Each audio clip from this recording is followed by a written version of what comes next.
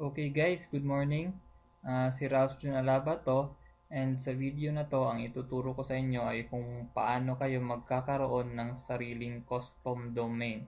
Now, very important to siya kasi kwento ko lang no, last week from Sunday to Tuesday, nag-advertise ako sa Facebook ads. Ang result was grabe talaga yung result. I sponsored 5 affiliates sa Ignition Marketing at saka meron pa akong 27 na waiting. So, kasi ang sa Ignition Marketing kasi kung titingnan mo yung system, napakaganda na eh. So, ang problema na lang natin ngayon is paano mag-drive ng traffic patungo sa website natin.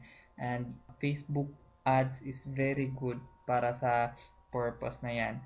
But the problem is kasi ang rami nang gumagamit ng Ignition Marketing ph.com ngayon sa Facebook. Around 600 affiliates na tayo ngayon sa Ignition Marketing. So everyday nagpo-post yan ng mga ads, everyday nagsisend yan sa mga kakilala nila, nagpo-post sila sa Facebook groups, nagsa-status updates with the link. So ang nangyayari is nade-detect ng Facebook na may massive na sharing ng Ignition Marketing na link. Okay, so ang nangyayari is nagre-red flag ang Facebook sa ignitionmarketing.com at yun nga last week from Sunday to Wednesday lang ako nakapag-advertise kasi by Wednesday evening biglang dinisapprove lahat ang ads ko ni Facebook dahil akala ko binan nila yung account ko, akala ko sa credit card ko, pero through testing and testing nalaman ko na yung ano pala yung link pala yung reason. So right now hindi pa totally banned yung Ignition Marketing PH na link for now. So kung i-click mo yung link sa Facebook na Ignition Marketing, wala pang warning na ibibigay si Facebook.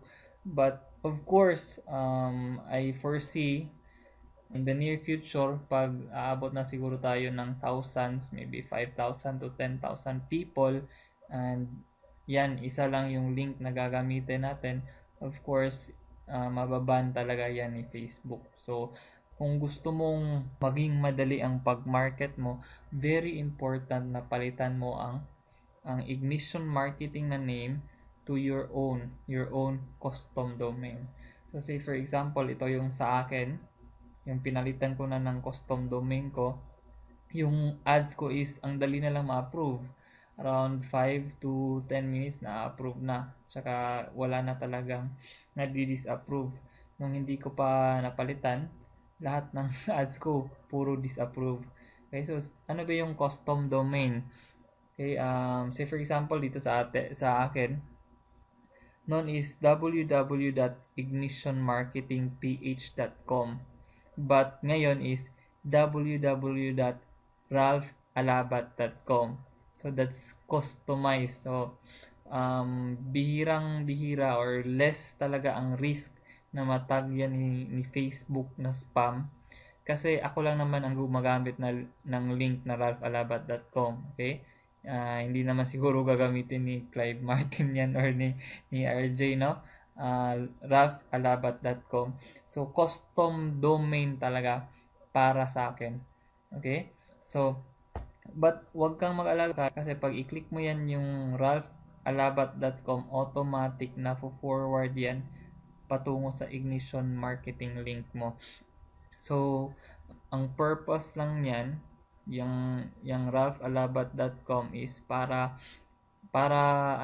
matrick natin si Facebook na iba yung mapuntahan ng prospects natin, dito mapupunta sa ralphalabat.com, pero in reality sa Ignition Marketing pa rin, sa link pa rin natin sila napupunta. So paano gawin yan? Okay, very very very simple. Kung susundan mo tong video tutorial na to, very easy lang yan gawin. Okay? So, punta tayo sa website. na nagbebenta ng ito, custom domains. Okay, yan ay ang GoDaddy.com. So ito yung link, www.godaddy. Ito yan. Pwede mo rin i-type www.godaddy.com lang. Okay? Mapupunta ka na dito. Of course, wala ka pang account dito. So, ang gagawin mo lang is register. So, ang first natin gawin is to register. So, click register. Tapos, create my account. Okay? So, very simple lang. Hintayin muna natin mahina yung internet ko dito. Okay? So, click mo tong I'm a new customer. Tapos, enter email address. Okay? Huwag yung dami na email address. Yung real email address mo talaga. Kasi meron silang mga notifications na ipapadala sa email mo. Okay? Tapos, username, password, and PIN. Okay? PIN is a 4-digit na number. Pero bihira lang nilang nire-require to. Usually, pag login mo, password lang at saka username. Okay, so after that, click mo lang yung create account. Okay?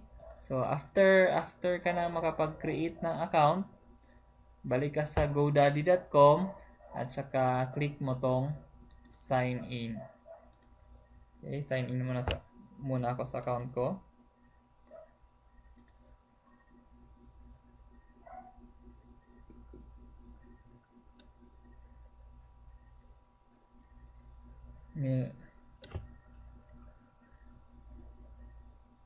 Okay, so after mong mag-sign in, ito yung pinaka main ng GoDaddy.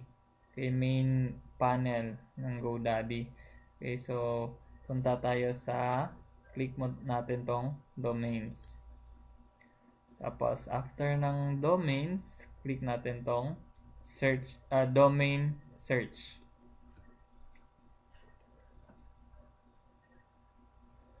Okay, so eto na. So say for example, yung gusto mong domain is yung pangalan mo talaga. Gawin natin example ngayon say for example si RJ Bernal yung yung bibili ng domain. So type natin www.rjbernal.com. Okay? So this is just an example, no, but you can pwede kang gumamit ng ibang domain names except sa pangalan mo. Say for example, pwede kang bumili ng unstoppable.pinoy.com. Pwedeng ganyan. Okay rin yan. Kasi pag unstoppablepinoy.com, pwede mong ma-share yung domain mo sa affiliates, sa mga bagong pumapasok sa'yo. Okay? Kasi yung domains kasi pwede kang gumawa ng subdomains yan. Mamaya maituturo ko yan sa inyo. Okay? So, sa example natin, gawin natin is yung pangalan na lang. RJ Bernal. Okay? .com. Search domain.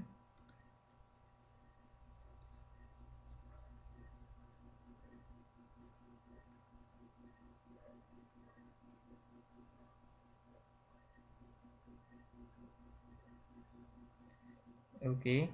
So, sabi dito, ito yung mga suggestions. Sabi dito, rjbernal.com, ang price niya is 134.99 pesos sa first year. Pero, kailangan kang bumili ng 3 years. So, additional years, second and third year mo is 689.99 pesos. But, of course, wag kang mag-alala kasi meron tayong magic niyan mamaya. Palitan natin yan. Meron ibang suggestions dito si GoDaddy, say for example, itong rjbernal.ph, ito mga premium domains, so 2,199.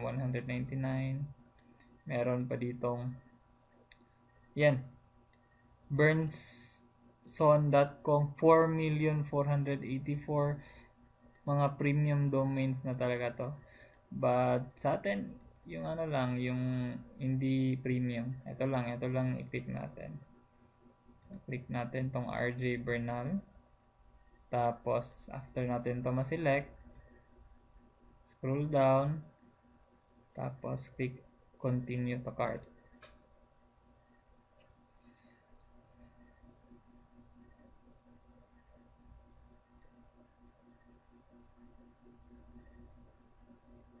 Okay, merong mga options dito, pero hindi na natin to i-avail. No thanks na lang lahat.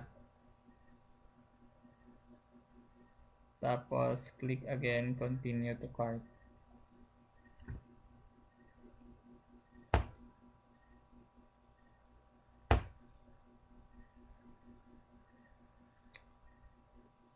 Okay, so rjbernal.com, ang babayaran natin for 3 years, for 5 years pala, is 1,872.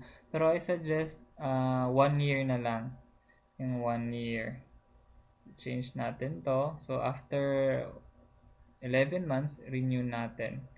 So, sabi dito, rjbernal.com is 96.91 pesos na lang. So, sabi sa iyo, ang mura talaga ng custom domains per year yan. So, isang taon na yan, 96.91 pesos. Hindi ka na mahirapan sa pag-share ng links mo kasi ikaw lang talaga ang gumagamit. Okay? Pero minsan, ang price nito usually is around 600 to 700. On sale sila ngayon, so 96.91 na lang. Pero if ever yung napili mong custom domain is hindi on sale, please chat me para mabigyan kita ng promo code para yung 600 or 700 na mabili mong bibilhin mong custom domain ay maging around 97 or 98 na lang. So, ang gagawin natin pag 600, click natin tong have a promo code. Tapos, magpapadala ako sa iyo ng promo code. Okay. Example. Sana ba yan? Example, ito. Tapos, paste lang natin dito. Tapos, apply.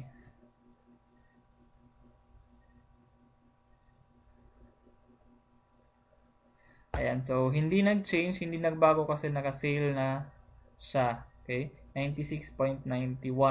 Pero pag hindi yan naka-sale, yung custom domain na napili mo around 600 to 700, maging around 97 to 98 pesos lang yan. So, very cheap, very cheap. Pick natin to, proceed to checkout.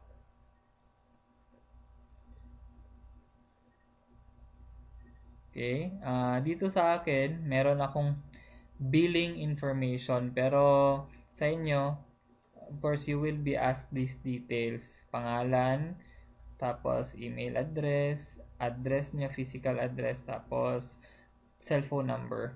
And then, meron akong credit card dito kasi meron akong tatlong domains na nabili, but kung new account, of course, hihingan ka ng credit card, or kung wala kang credit card, pwede yung Union Bank Ion card. Okay, so enter mo lang yung card number, security code, sabi dito optional, name on card, expiry date, tapos ilagay mo lang to dito yung CAPTCHA, so DPN WK9. Okay, tapos after that, click lang natin tong place order.